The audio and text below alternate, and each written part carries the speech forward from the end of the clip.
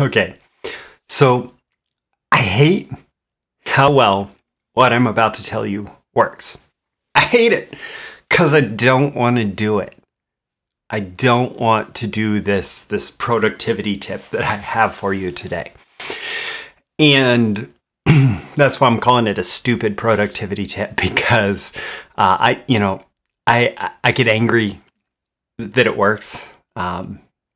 Maybe a little bit of a playful anger, but I don't like that it works so well because I just don't want to do it. So what is this productivity tip? Well, you'll figure out after the break. These are the proven direct response marketing, copywriting, and entrepreneurship success strategies you can use today to write your own ticket and create the life you want. I am Roy Furr, and this is Breakthrough Marketing Secrets. Now, here's today's breakthrough. Okay, so I've been experimenting again with this productivity tip that, my coach, Joseph Rodriguez, he's beat me up about this for years. Not beat me up, he's reminded me of how well this works for years. And for whatever reason, I resist it, and then I try it and it works, and then I break away from it, and then I resist it and I try it and it works, and I break away from it, and it's just this love-hate relationship where I keep coming back to it because it works. And for whatever reason, I continue to struggle with it. But the other day I got an email from Nir Eyal, and he wrote the book Indistractable, which is about how to be indistractable in today's world, how to maintain your focus and your productivity, how to maintain your mind in a world that's trying to pull your mind and attention in every direction. And he again was talking about a concept that he talked about in the book Indistractable, that he's talked about multiple times over. And this concept is timeboxing, blocking time, actually scheduling time on your calendar. Now, the reality is that I schedule time on my calendar all the time. I schedule meetings with people, and I show up to the meeting, and we have the meeting. We do what we need to do during the meeting, and then we move on, right? Yet for some reason, I consistently have struggled to make the same kind of scheduling commitments with myself and with my work. And I don't know if you've dealt with the same thing yourself, but we come up with these endless to-do lists, and we come up with lists that are unrealistic to get done in the day, and we beat ourselves up about it. Or we're just completely free-flowing, and we have some ideas of what we want to do, but we don't get anything done that way. and yet this practice of just sitting down and saying, hey, can I schedule this time on my calendar to do this thing that I know I need to get done? And even if all that I do is I make some progress on it, it doesn't actually get done during that time, then I can make a decision about how to schedule my time next. If you try this, you'll find that it really works well. So for example, I had just a little bit of copy that I had to get done for a client. I scheduled 2 hours and I got it done. Boom. It was done. Awesome. And that's something that I could have put off for days longer, but I scheduled the time on my calendar. And the reason why it works, that Nir Eyal pointed out, was it leverages the power of something that's called an implementation intention. Cialdini, in Influence the Psychology of Persuasion, would probably file this under the consistency. As human beings, we like to be consistent. We like to be consistent with things that we have said we want to do. We like to follow through with our commitments. Also, commitments is one of Cialdini's principles of persuasion. So commitment and consistency. So we set this implementation intention of, I'm going to do this thing during this time.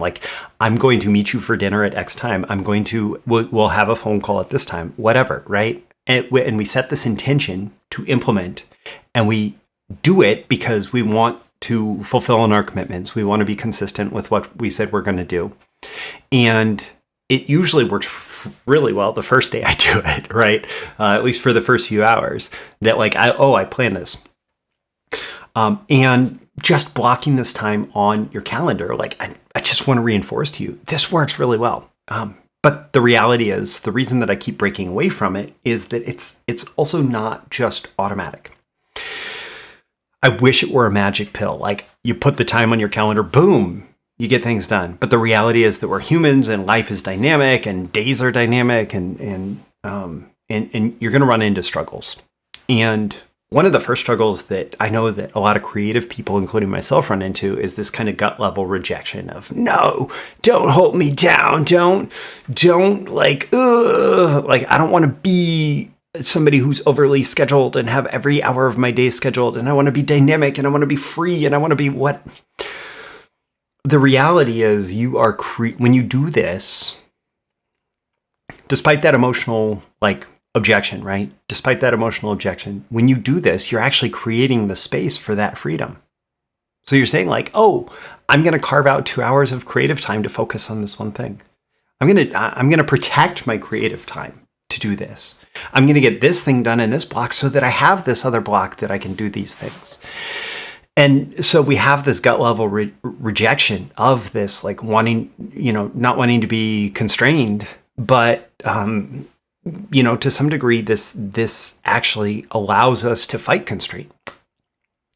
And another like struggle that you can run into is that it is kind of related to that first one, that you can end up fighting yourself on it. You can end up feeling like, oh, nobody's going to tell me what to do. Oh, wait, I told myself what to do, but nobody's going to tell me what to do. But, again, like that's one of those things where you just kind of have to look at the situation and step back and say, okay, yeah, nobody's telling me what to do, but I'm choosing this. I'm choosing to do this because it's going to make me feel best about what I do throughout my day.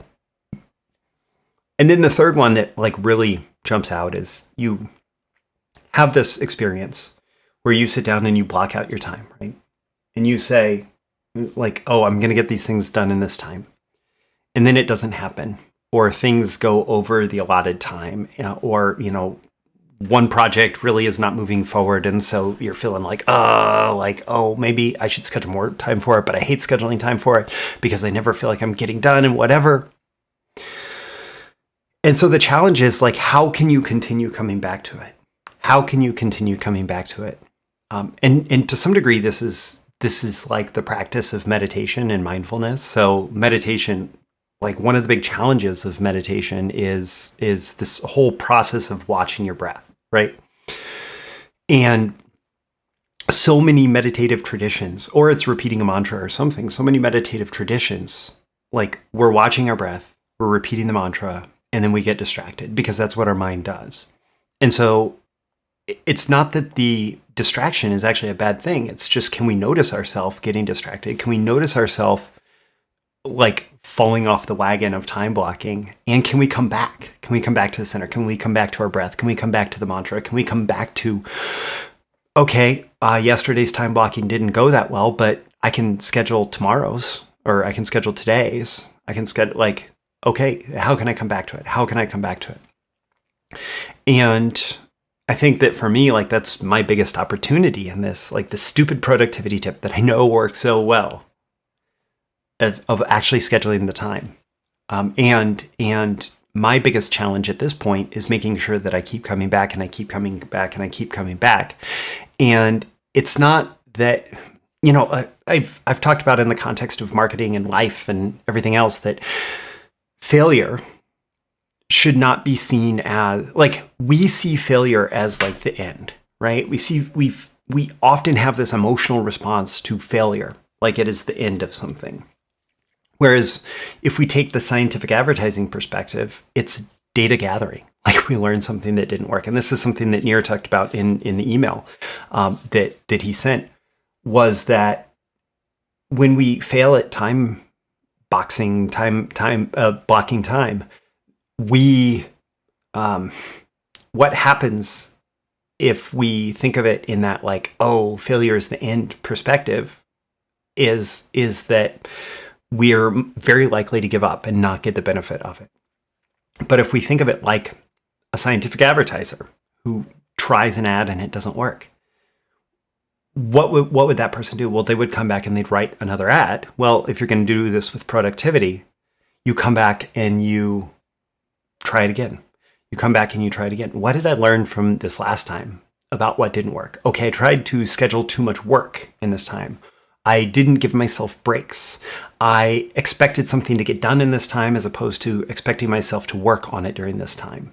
I needed to block more time for this because I didn't feel good about moving on to the next task when I knew that this one was undone and only had a limited period of time. Whatever it is, I was not specific enough about what I was going to do during that time. These are all failures that I've had in this time boxing that, I'm recognizing, even as I speak this, I'm recognizing that they have at one time or another caused me to want to quit. And so a scientist that's trying to figure something out, they just keep coming back and they keep coming back. And this mindset of the scientist is so powerful. And for those of you in my audience who are, diehard direct marketers, studiers of marketing and copywriting, who maybe don't know who Nir is, even though he's huge in Silicon Valley for his work on understanding. He wrote a different book on habit forming products called Hooked, and then he wrote this Indistractable, how to not get hooked in a world full of products that hook you in, right? If he's not your jam, if he's not your person, I will say that in Dan Kennedy's No BS Time Management book, one of the things that Dan is famous for, and in his other time management programs, is essentially doing the same thing. He became one of the most prolific copywriters and marketing experts out there through choosing to do time boxing, through choosing to do block time.